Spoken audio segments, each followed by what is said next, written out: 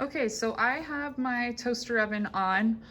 It's set at about 300. So I would say if you're doing this at home, to set your oven to between 250 and 300, okay? This one heats up pretty quick, so it's good to go. I usually like to double check everything. So I have my Shrinky Dink. Before you bake it, you wanna make sure that you've punched a hole. You can't punch a hole in it once it's been shrunken down because it gets really thick and plasticky. So I double checked everything. They all have hole punches where they need to. If you've never seen a Shrinky Dink shrink before, it's kind of magical and kind of scary all at the same time.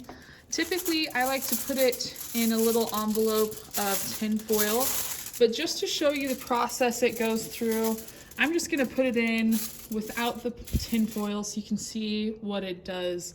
So I'm gonna start with this guy.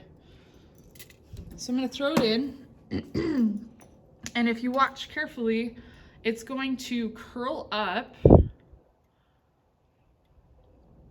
and then continue to shrink and flatten back down, okay? This one's pretty hot, so it only takes a few seconds. You'll notice that it didn't flatten out completely.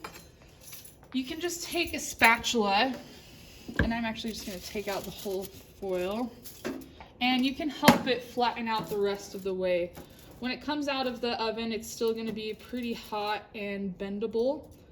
So we're just gonna flatten it as it cools down. And once it's completely cooled down, it's going to hold its shape exactly. So I like to just use a spatula and kind of press it down. And there it is. So it's all shrunken now. You can see it's pretty dang tiny. The risk you run when it curls up, this one almost did it. You could see that this side almost curled and touched this side. Sometimes when they touch, they get stuck. So that's why I like to put it in between some sheets of foil. So I'm gonna do one more in between the foil. So here we have the high shoe. I'm just gonna fold it in and plop it in there. It'll be a little bit harder to tell when it's done this way because you can't watch it curl up, but sometimes you can see the foil kind of move up as the Shrinky Dink starts to condense, just like that. But the foil on top keeps it from sticking to itself and getting stuck, okay? So I'm gonna wait for it to flatten down a little bit,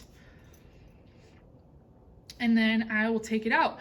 If you pull it out too soon, you might notice that your Shrinky Dink is kind of warped, that it didn't get completely flat.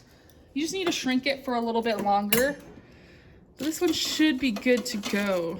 So again, I'm gonna throw it on top and just kind of push it down with my spatula to make it nice and flat.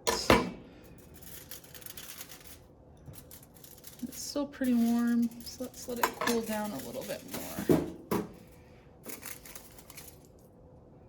All right, and there is my high chew. So I'll do this to the rest of the pieces. Once they've shrunken down, so this one I can put a jump ring through here and connect to an ear hook. These ones will take a little bit more work.